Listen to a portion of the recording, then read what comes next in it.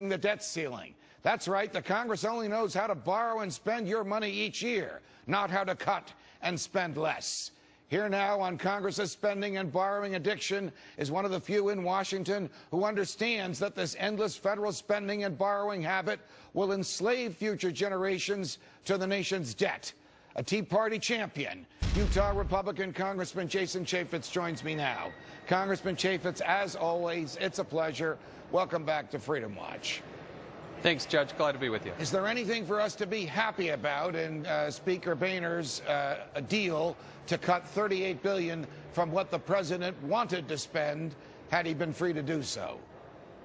Well, look, under President Obama, we had this rapid rise in spending, over $1 trillion. At least now we're talking, about cutting. But I have in my hand here this little penny.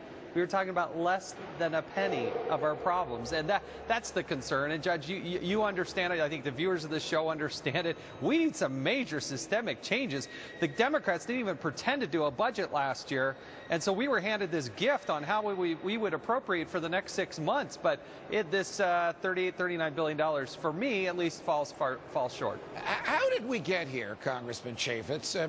As I recall, a year ago, the Democrats controlled the White House, the Democrats controlled the Senate, and the Democrats controlled the House of Representatives. Nancy Pelosi was the Speaker. Why did they produce a full year's budget for 2011 back in 2010 when they had all the power and all the votes they needed? Well, you're right. They had the House, the Senate, and the presidency. They didn't even pretend to do a budget.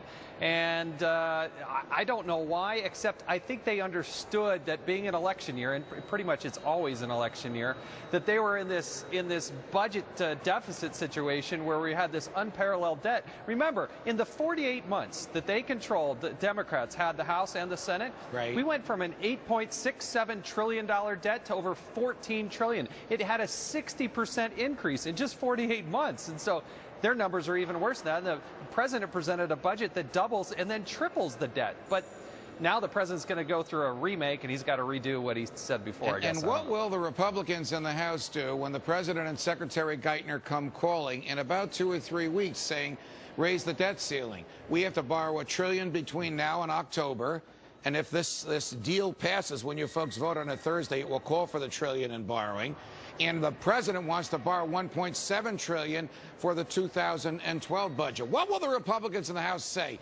Yes, Mr. President, like every other Congress, we'll let you borrow whatever you want, or forget it. You were elected to run the government on the basis of the revenues you collect. Now go ahead and do that.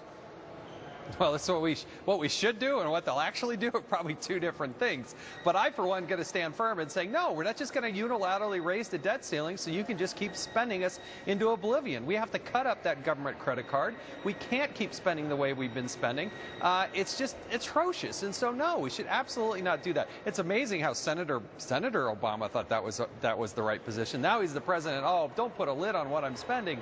I mean, it's just so wrong. Why do so many Republicans in the Congress not agree with what you just said? For example, your colleague, Congressman Darisa, in the Republican leadership, a prominent, successful businessman, a conservative by nature, said there's no way we can fail to let the president borrow. The economy would collapse if the government didn't go deeper into debt. I mean, to me, that violates basic economics 101. The economy would collapse if we don't go deeper into debt. The economy will collapse if we do go deeper into debt.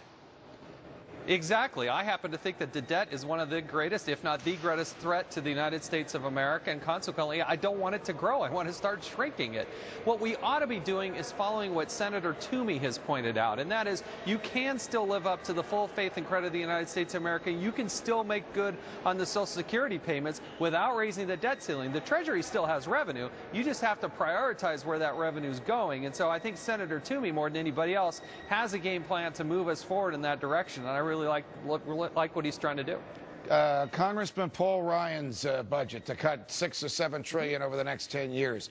Do you think that goes anywhere? How could this Congress possibly bind future Congresses to cuts that they might not want to make? Well, look, I'm on that budget committee. I tell you what, there's a lot to like in this. It's not perfect, but it makes the sort of systemic changes that we need in order to alter our course. Really, if you look at it compared to the president, a $6 trillion difference over the next 10 years, those are the kinds of big changes we're going to have Now, the budget is really a resolution. It Right. sets the limits. It sets the framework by which the authorizing committees then work. I think we'll pass it in the House. I don't think they'll pass it in the Senate, unfortunately. But we ought to operate that way, and we ought to hold the line. The Yeah. House of Representatives, per the Constitution, that's where spending originates, so we got to hold the line here in the House. Boy, it's nice to hear a congressman talking about the Constitution again. Congressman Jason Chaffetz, thanks for joining us. Thanks, Judge. We've heard from a Tea Party congressman about the absurdity of the budget deal. Now we'll hear from a Tea Partier in the Senate. Joining the telephone,